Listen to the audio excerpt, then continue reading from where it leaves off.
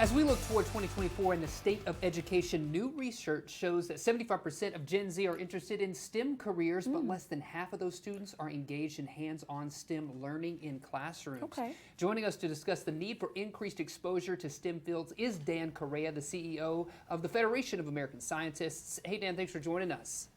Hey, it's really great to be here. Yeah, for sure. What's the current state of STEM education in K to 12? Well, there's some things to really be excited about. As you said, 75% of students are interested in a STEM career. And we know that these careers, science, technology, engineering, and math, these are not just growing sectors and job opportunities, but they're also really well-paying jobs. So that general interest is something to be excited about. Sure. Yeah, certainly. Less excitingly, only about 29%, based on this research and this survey, of Gen Z students are actually planning to go into these fields, though. And it begs the question of why. But I think what's really empowering for parents and students and schools is that this research indicates that actually we can do something about this, that exposing students to more aspects of STEM and giving them hands-on opportunities to engage with concepts is how we can help them gain the excitement, the passion, and the skills to go on to careers in STEM. Sure. The data back it up. Yeah, for sure. Diving into that a little bit deeper, how does that exposure to STEM curriculum in school impact the likelihood of students obtaining a career in a STEM field?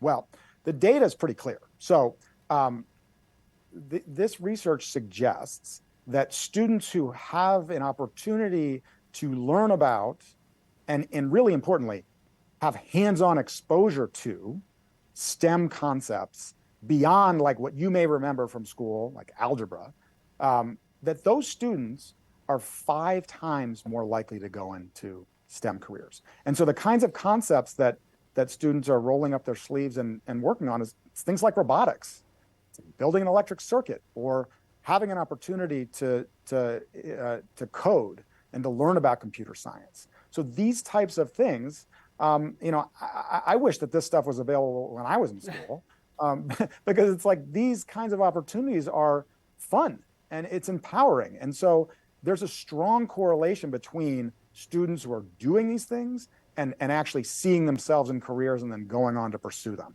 Yeah. Dan, what can we do to further enhance STEM education and better prepare youth for those jobs?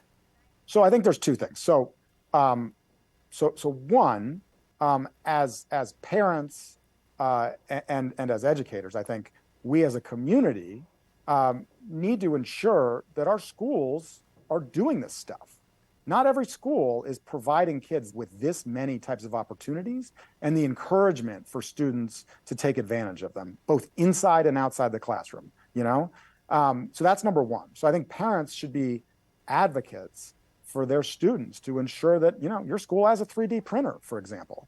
So that's 1. 2, there's additional work we need to do here. So girls, for example, are significantly less likely to both indicate an interest in the STEM career and to pursue one. So it's like a delta of like 30 percentage points.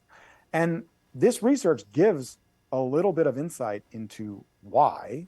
And what we find is that 57% of girls surveyed who did not express a plan to pursue STEM as a career, they're not doing it because they don't think they would be good at it.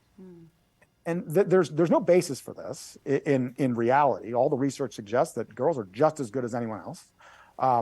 But it is revealing of what is a widespread sense and the need to provide further encouragement and opportunities that help girls see themselves in these careers more.